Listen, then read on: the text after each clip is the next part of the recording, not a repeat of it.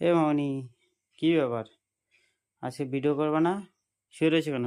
এই ওটো, হ্যাঁ, শুয়ে রয়েছে কেন?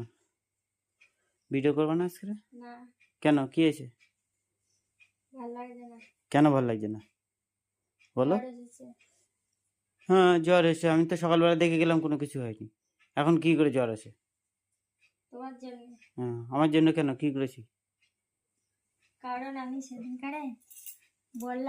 সেদিনে বললাম কি না, আমার একটু মোবাইল এরকম কাটিং করে করে আমার হাতে ব্যথা করছে। তো তুমি এমন টানা টেনেছো আমার হাতে পুরো হ্যাঁ, আমি মেরেছি, আমি এখান থেকে ব্যথা হ্যাঁ, হচ্ছে, শিরায় আমি ব্যথা হয়েছে। ওটা আর কখন জ্বর এসেছে আমি জানি না।